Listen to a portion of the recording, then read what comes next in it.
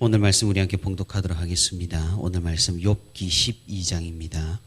욥기 12장 1절에서 25절 말씀까지 제가 말씀을 봉독하도록 하겠습니다. 욥이 대답하여 이르되 너희만 참으로 백성이로구나. 너희가 죽으면 지혜도 죽겠구나. 나도 너희같이 생각이 있어 너희만 못하지 아니하니 그 같은 일을 누가 알지 못하겠느냐. 하나님께 불러 아뢰어 들으심을 입은 내가 이웃에게 웃음거리가 되었으니 의롭고 온전한 자가 조롱거리가 되었구나. 평안한 자의 마음은 재앙을 멸시하나 재앙이 실족하는 자를 기다리는구나.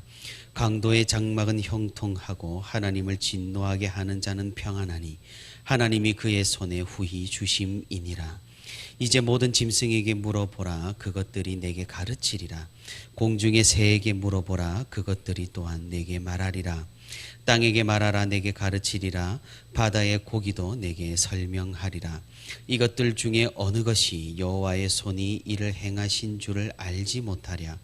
모든 생물의 생명과 모든 사람의 육신의 목숨이 다 그의 손에 있느니라. 입이 음식의 맛을 구별함 같이 귀가 말을 분간하지 아니하느냐. 늙은 자에게는 지혜가 있고 장수하는 자에게는 명철이 있느니라. 지혜와 권능이 하나님께 있고 계략과 명철도 그에게 속하였나니 그가 헐으신즉 다시 세울 수 없고 사람을 가두신즉 놓아주지 못하느니라.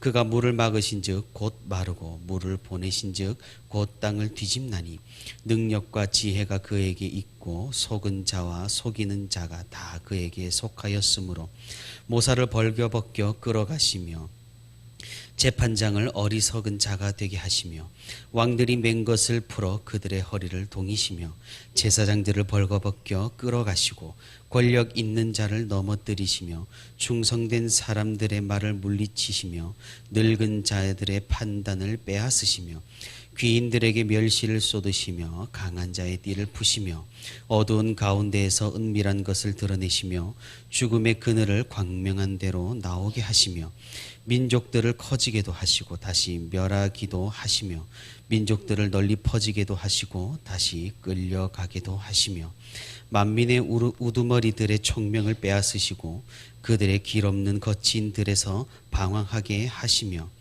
빛 없이 캄캄한 데를 더듬게 하시며 취한 사람같이 비틀거리게 하시느니라. 아멘. 오늘도 이렇게 하나님과 동행하기 위해 새벽기도에 자리에 나온 우리 모든 성도 여러분 진심으로 환영하고 또 축복합니다. 오늘도 우리 함께 말씀을 듣는 가운데 말씀 붙들고 기도하는 가운데 하나님의 크신 은혜와 위로가 풍성히 있기를 주님의 이름으로 소망합니다. 우리가 교회를 다니고 또 설교를 듣고 또 신앙생활을 하다 보면은 어떤 하나의 생각에 사로잡히게 됩니다. 이것은 어쩌면 고정관념일 수가 있고 또 편견일 수 있고 또는 복잡한 이 세상을 보다 쉽게 이해하기 위한 하나의 프레임일 수 있습니다. 그것은 바로 하나님을 잘 믿으면 만사가 잘 되고 장수한다라는 그런 개념입니다. 우리는 이런 개념, 이런 생각들을 익히 들어왔고 또 알고 또 그렇게 이해를 하면서 지금 세상을 살아가고 있는 경우가 많습니다. 그래서 사람들은 믿음이 어느 정도 자라게 되면은 하나님께 잘하기 위해서 애를 쓰게 되고 교회와 성도를 위해서 헌신의 노력을 아끼지를 않습니다. 하지만 언제나 그렇듯 위기는 불현듯 찾아옵니다. 그렇게만 잘 될 줄 알았건만 하나님의 보호하심으로 아무런 문제도 없이 잘 살 줄을 알았건만 이게 웬걸 믿으나 믿지 않으나 비슷하게 인생에 고난과 고통이 찾아오기 때문입니다. 그렇게 되면 사실상 그러기 상태가 찾아옵니다. 나는 잘했는데 왜 이렇게 되어버린 것일까? 자책도 하고 원망도 하고 교회와 하나님을 의심하기도 하고 시험에 빠지게 되어버립니다. 사실 신자가 된다라는 것은 이런 믿음의 시험들을 이겨낼 수 있느냐 하는 굉장히 어려운 세계관의 싸움이라고 할 수가 있는 것입니다. 제가 앞서 말씀을 드렸습니다. 하나님을 잘 믿으면 만사가 잘 되고 장수한다는 말이 고정관념이자 편견일 수 있다라고 말입니다. 왜 그럴까요? 우리가 설교를 듣고 교회를 다니면 이런 생각은 어쩌면 당연하게 다가옵니다. 목회자들이 설교 때 드는 예시나 성경 속의 이야기에도 하나님을 잘 믿어서 장수하고 뜻하지 않는 기적적인 일들로 일이 잘 풀린 경우가 많은 것이 사실입니다. 그래서 우리는 막연하게 기대를 합니다. 나에게도 이런 일들이 일어날 수 있지 않을까 하고 말입니다. 그래서 이런 생각은 서서히 공식화되어 갑니다. 그래서 결국 우리가 어떤 세상을 보다 쉽게 이해하고 단순하게 생각을 처리해버리기 위한 하나의 프레임으로 자리를 잡습니다. 그러면 아주 단순한 결론에 이르게 됩니다. 권선징악이죠. 우리가 세상을 보고 세상을 판단할 때 아주 유용하게 사용되는 프레임입니다. 다시 말해 누군가에게 고난이 찾아오고 고통을 겪게 된다면 그것은 하나님을 똑바로 믿지 않아서 그렇게 된 겁니다.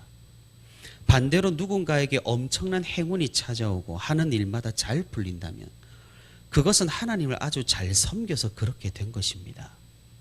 이 공식으로 모든 세상의 일들을 판단하고 평가하기 시작한다라는 말입니다. 그래서 태국에 몰아쳤던 쓰나미라든가 우크라이나를 덮친 러시아 군대라든가 일본과 터키에서 일어난 지진들이라든가 그리고 우리 주위에서 일어나는 크고 작은 사건, 사고들, 재앙들, 개인적인 고통들까지 모두 하나님을 잘 믿지 않는 사람들을 향한 심판과 징벌이라고 아주 단순하게 이해를 해버리는 것입니다. 그런데 사랑하는 성도 여러분, 정말 그러할까요? 우리는 우리 주변이 아니더라도 성경 속에서도 반대의 경우를 얼마든지 찾아볼 수가 있다는 사실이죠. 다시 말해 구약에 등장하는 요시야 왕처럼 하나님을 굉장히 어렸을 때부터 잘 믿고 하나님의 말씀과 계명에 순종했지만 일이 뜻대로 풀리지 않아 전쟁에서 죽어버린 크게 화를 입은 그런 사람들을 우리는 성경에서 찾아볼 수가 있다는 겁니다. 반대의 경우도 많습니다. 여로보암 2세처럼 성경의 입장에서는 하나님의 말씀을 잘 따르지 않는 신앙적으로는 완전히 낙제점을 받은 그런 왕이지만 굉장히 부유했고 백성들의 사랑을 크게 받았던 왕도 적지 않다라는 겁니다. 이상합니다. 우리가 가진 이 프레임에 전혀 맞아 들어가질 않습니다. 우리가 쉽게 세상을 이해하려고 했던 공식에 전혀 맞아 들지 않는다는 겁니다. 그럼 우리는 어떻게 할까요? 우리는 이제 성경의 일부분을 무시하기 시작해버립니다. 신약 성경은 더욱 기가 찹니다. 하나님을 잘 믿은 사람들이 오히려 세상 정부의 핍박을 받아서 순교하고 쫓겨나고 힘겹게 살아내는 이야기들이 적혀 있습니다. 이런 사람들의 이야기는 쏙 빼놓은 채 복받은 사람, 잘된 사람, 성공한 사람의 이야기만 즐겨 듣는다라는 말입니다. 성경의 한쪽 부분만 이야기하고 한쪽 부분만 발췌해서 듣는 것, 이것은 잘못하면 이단 아닌 이단이 되어버리는 기가 막히는 상황입니다. 그래서 우리는 언제나 양쪽의 이야기를 모두 들어야 합니다. 형통한 이야기와 고난당한 이야기, 하나님을 잘 섬기고 잘된 이야기와 하나님을 잘 섬겼으나 실패한 이야기 모두를 말입니다. 그리고 우리는 이런 기복적인 프레임에서 벗어나야 합니다. 세상을 아주 단순하고 손쉽게 이해하려고 세워놓은 그런 판단의 공식을 깨어 부셔야 한다라는 그런 말입니다. 왜냐하면 세상은 그리 단순하지 않기 때문입니다. 우리가 만들어 놓은 그 알량한 공식이나 법칙에 맞게 세상은 절대 그렇게 돌아가지 않기 때문입니다. 그러니 우리는 고정관념과 편견에서 벗어나 어떤 상황이든 겸손하게 수용하는 그런 태도가, 그런 신앙적인 태도가 반드시 필요합니다. 그리고 우리는 인정을 해야 합니다. 이 세상은 우리가 이해할 수 없는 일들로 가득하다라는 사실을 말입니다. 하나님의 통치와 하나님의 지혜는 우리가 감히 헤아릴 수 없다는 사실을 말입니다. 이 세상이 우리가 보기에는 아주 혼란스러워 보이나 하나님께서는 그 신묘막측하신 섭리로 하나님의 무한하신 지혜 가운데 아주 질서 있게 통치하고 계신다는 사실을 우리는 믿어 의심치 않아야 한다라는 겁니다. 오늘 우리가 함께 읽은 본문의 욥이 이런 점을 말하고 있습니다. 바로 앞장인 11장에서 욥의 친구인 소발이 욥을 공격합니다. 하나님의 지혜를 전혀 깨닫지 못한다라고 말입니다. 욥이 당하는 고난과 재앙은 하나님의 심판일진데 욥이 그런 하나님의 지혜를 인정하지 않고 자꾸만 다른 소리를 한다라고 욥을 나무랍니다. 그런 소발의 말에 욥은 오늘 본문에서 아주 강하게 반발을 하고 있는 겁니다. 오늘 본문 2절을 보시면 너희만 참으로 백성이로구나 너희가 죽으면 지혜도 죽겠구나 라고 말하면서 친구들을 비꼬아댑니다. 그리고 친구들이 계속 말하는 이 단순한 권선징악의 프레임을 공격합니다. 오늘 본문 6절에 강도의 장막은 형통하고 하나님을 진노하게 하는 자는 평안하니 하나님이 그의 손에 후히 주심이니라 라고 말하면서 친구들이 말하는 권선징악이 아니라 오히려 세상을 살펴보면 악인들이 더 잘 되는 이 아이러니함을 지적하고 있습니다.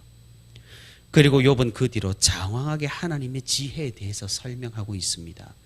하지만 아주 부정적인 설명입니다. 19절과 20절을 보시면 제사장들을 벌거벗겨 끌어가시고 권력 있는 자를 넘어뜨리시며 충성된 사람들의 말을 물리치시며 늙은 자들의 판단을 빼앗으시며 이렇게 가만히 쭉 욥이 하는 말을 읽어본다면 하나님을 잘 믿어서 잘 되어야 하는 사람들인데 오히려 핍박을 받고 고통을 당하는 그런 부정적인 상황들을 나열하고 있는 겁니다. 그러니 욥은 지금 하나님을 잘 믿으면 잘 된다라는 그런 한심한 소리를 하지 말라고 하고 있는 셈이죠. 자신이 하나님을 잘 믿었지만 결국 이런 꼴을 당했으니까 말입니다. 욥은 지금 하나님의 지혜를 말하고 있습니다. 그것은 욥의 친구인 소발이 말하는 하나님의 지혜의 다른 부분을 지적하고 있는 겁니다. 하나님의 지혜는 항상 이 세상에 긍정적이고 희망적이고 아름다운 부분에만 존재하는 것이 아닙니다. 오늘 욥의 말대로 어쩌면 파괴적이고 어쩌면 무시무시하고 혼란스러운 이 세상의 부분에서도 하나님의 지혜는 여전히 섭리한다라는 말입니다. 우리가 하나님을 이해할 때도 마찬가지죠. 하나님은 사랑이시지만 그렇다고 방종은 아닙니다. 하나님은 또한 정의와 공의의 하나님이시란 사실입니다. 이렇게 우리가 하나님을 이해할 때, 그리고 세상을 이해할 때, 말씀을 이해할 때 언제나 양면이 있다라는 사실과 우리에게 일어나는 일들은 그리 단순하지 않다라는 사실을 기억해야 한다라는 겁니다. 사랑하는 성도 여러분, 우리가 이런 기복적인 프레임에서 벗어날 수 있기를 바랍니다. 그리고 우리가 말씀 전체의 빛 가운데에서 하나님을 바르게 바라볼 수 있기를 바랍니다. 그리하여서 혼란스럽고 이해가 되지 않는 이 세상살이 속에서도 그 속에 담긴 하나님의 지혜와 하나님의 주권을 믿고 고백할 수 있는 우리가 되기를 바랍니다. 우리 주변에서 일어나는 어쩌면 끔찍하고 무서운 재앙들 가운데에서도 하나님의 거룩하신 통치가 일어나고 하나님의 뜻이 이루어질 수 있도록 용감하게 기도할 수 있는 우리가 되기를 바랍니다. 이것은 어쩌면 나의 이해를 뛰어넘는 하나님의 지혜를 인정해야만 가능한 일이고, 나보다 더 크신 하나님을 신뢰하고 믿을 때 할 수 있는 그런 위대한 믿음의 걸음입니다. 우리가 이런 믿음의 진보와 신앙의 걸음을 할 수 있는 그런 담대한 성도가 될 수 있기를 바랍니다. 오늘도 우리의 재난 가운데에서도 하나님의 뜻이 이루어지기를 바랄 수 있는 그런 믿음을 우리가 가지고 하나님 앞으로 거룩하게 나아가는 저와 우리 부천시민교회 모든 성도가 되기를 주님의 이름으로 소망합니다.